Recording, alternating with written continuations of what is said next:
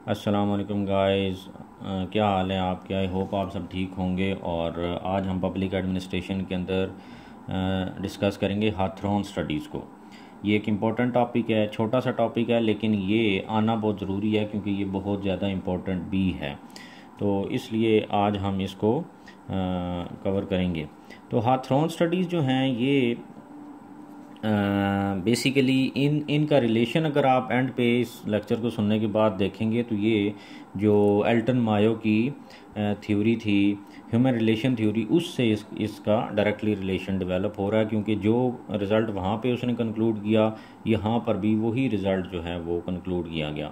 या फिर आप इस तरीके से देखें कि एल्टन मायो ने जो अपनी थ्योरी, ह्यूमन रिलेशन थ्योरी के अंदर जो थ्योरी जिस चीज़ के ऊपर बेस की है प्रपोज करते हुए, इन एक्सपेरिमेंट का रिज़ल्ट जो है वो डायरेक्टली रिलेटेड है उस थ्योरी के साथ।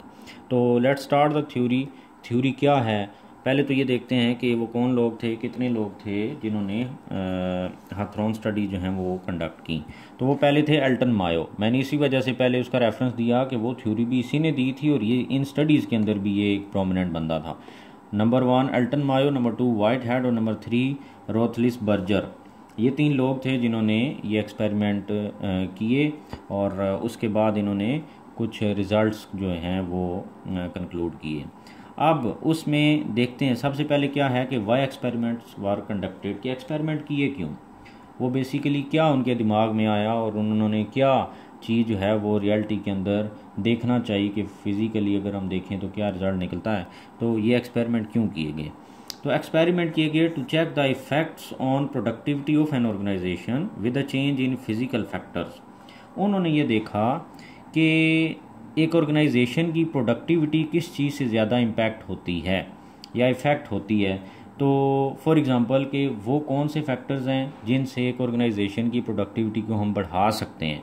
तो उन्होंने कहा कि अगर हम फिज़िकल फैक्टर्स जो हैं, इस चीज़ की ज़्यादा इंपॉर्टेंस है कि अगर हम फिज़िकल फैक्टर जो हैं उनको इम्प्रूव करें, एक अच्छी वर्किंग कंडीशन प्रोवाइड करें, अच्छी वर्किंग प्लेस हो, अच्छा वर्किंग एनवायरनमेंट प्रोवाइड करें वर्कर्स को, तो क्या उससे वर्कर जो हैं वो प्रोडक्टिविटी ऑफ द ऑर्गेनाइजेशन को इंक्रीज़ करेंगे या नहीं करेंगे।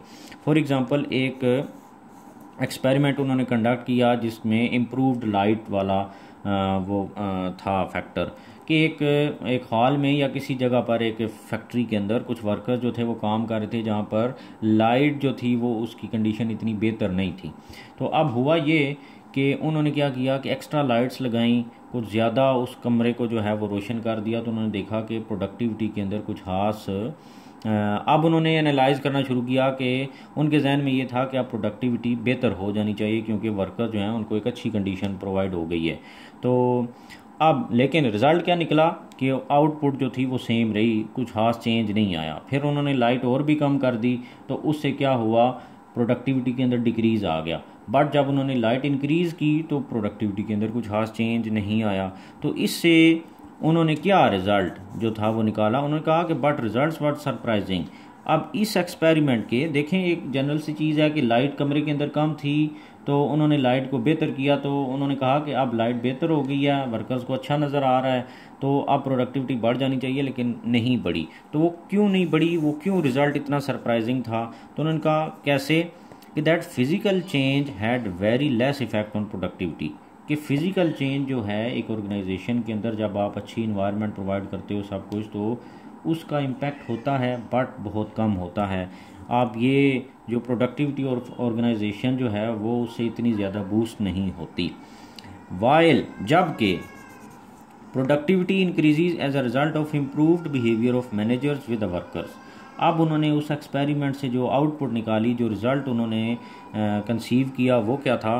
वो ये था कि प्रोडक्टिविटी एक ऑर्गेनाइजेशन की इंक्रीज़ हो सकती है as a result of improved behaviour of managers with the workers, कि जो मैनेजर्स हैं जो उन वर्कर्स को, एम्प्लॉयज़ को डायरेक्टली कंट्रोल कर रहे हैं, उनको सुपरवाइज़ कर रहे हैं, जिनको जो उनको कंट्रोल करते हैं डायरेक्टली मैनेजर्स, अगर उनका बिहेवियर वर्कर्स के साथ बेहतर हो जाए, एक अच्छा फ्रेंडली रिलेशन डेवलप हो जाए मैनेजर्स और सबऑर्डिनेट्स के दरमियान, या जो ऑनर ऑफ द ऑर्गेनाइजेशन है या सीईओ है या जो टॉप मैनेजमेंट है उसका अगर इन्वायरमेंट या उसका रिलेशन, उसकी इंटरेक्शन बेहतर हो जाए वर्कर्स के साथ, तो उससे बहुत ज़्यादा इम्पैक्ट पड़ता है प्रोडक्टिविटी ऑफ द ऑर्गेनाइजेशन के ऊपर। तो इससे क्या पता चलता है कि फ़िज़िकल कंडीशन से ज़्यादा जो सोशल नीड्स हैं, सोशल कंडीशंस हैं, वो अगर अच्छी प्रोवाइड की जाएंगी वर्कर्स को तो प्रोडक्टिविटी जो है वो बेहतर हो जाएगी। ये चीज़ ज़्यादा बूस्ट करेगी प्रोडक्टिविटी ऑफ द ऑर्गेनाइजेशन को एज़ कम्पेयर टू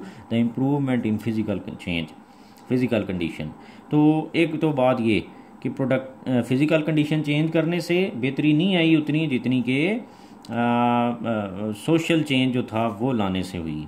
कि अगर उसने ये कहा ना कि अगर इम्प्रूव्ड बिहेवियर होगा मैनेजर्स और वर्कर्स का या टॉप मैनेजमेंट और वर्कर्स का तो बेहतर। आप देखेंगे कि आमतौर पर कहा जाता है कि अगर एक ऑनर ऑफ द कंपनी है वो अगर किसी वर्कर के साथ हंस कर बात ही कर ले तो वो वर्कर जो है वो उसको इतना ज़्यादा फील करता है कि वो हमेशा उसकी तारीफ़ करता है कि हमारा जो मालिक है वो बहुत अच्छा है। तो ये एक फैक्टर है, बेसिकली इस चीज़ की वो बात कर रहा है। और फिर वो क्या कहता है, मोर फ्रेंडली इन्वायरमेंट। अब वो कौन सा इम्प्रूव्ड बिहेवियर कैसे होगा कि अगर फ्रेंडली इन्वायरमेंट हो वर्कर्स और टॉप मैनेजमेंट और मैनेजर्स के दरमियान, मतलब वर्कर्स के साथ फ्रेंडली इन्वायरमेंट हो टॉप मैनेजमेंट का, और फिर उनके साथ इंटरेक्शन होती रहे और अच्छे इन्वायरमेंट के अंदर होती रहे, और फिर इसके अलावा जो वर्कर्स की एक्नॉलेजमेंट है उनको कंसीडर किया जाए, उनकी तारीफ़ की जाए, उनके वर्क को जो है वो कहा जाए कि yes you are doing good work. और ये तमाम चीज़ें जो हैं ये बहुत ज़्यादा इम्पैक्ट करती हैं और पॉजिटिवली इम्पैक्ट करती हैं किसको, प्रोडक्टिविटी ऑफ द ऑर्गेनाइजेशन को। तो अब उन्होंने इन एक्सपेरिमेंट से कंक्लूड क्या किया, उन्होंने 4-5 एक्सपेरिमेंट कंडक्ट किए थे, लेकिन मैंने एक की एग्जांपल दिया है। वो एक्सपेरिमेंट इतने ज़्यादा इंपॉर्टेंट नहीं है और ना ही उनके बारे में कभी पूछा गया है, बट ये चीज़ जो है वो ज़्यादा इंपॉर्टेंट है, ये आपको पता होनी चाहिए कि क्यों कंडक्ट किए गए थे, वाई दे वर कंडक्टेड, फिर क्या उन्होंने किस लिए किए गए थे, और फिर रिज़ल्ट क्यों सरप्राइजिंग थे और रिज़ल्ट थे क्या। तो अब कंक्लूजन क्या है कि वर्कर्स आर हाईली रिस्पॉन्सिव।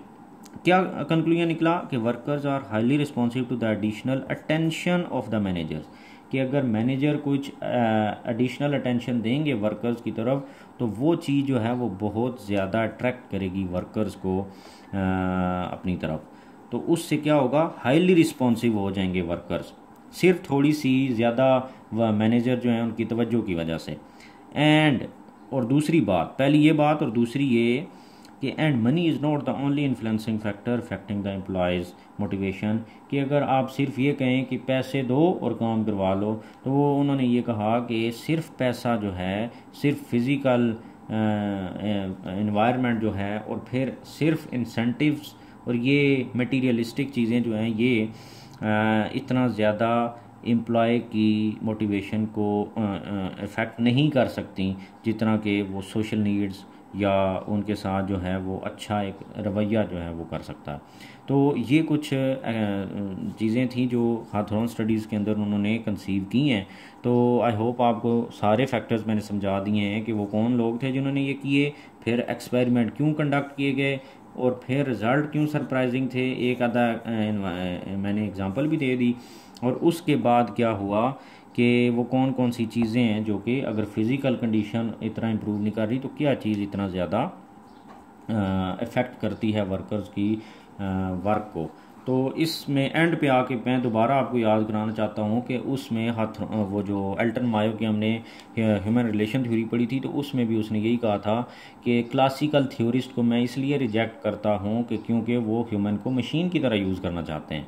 तो मशीन की तरह के बजाय, मशीन की तरह यूज़ करने के बजाय अगर ह्यूमन को ह्यूमन समझते हुए उसकी सोशल नीड्स को पूरा करेंगे आप, तो आपको उसको मशीन बनाने की ज़रूरत नहीं है, वो ऑटोमेटिकली आपको अच्छा परफॉर्म करके दिखाएगा।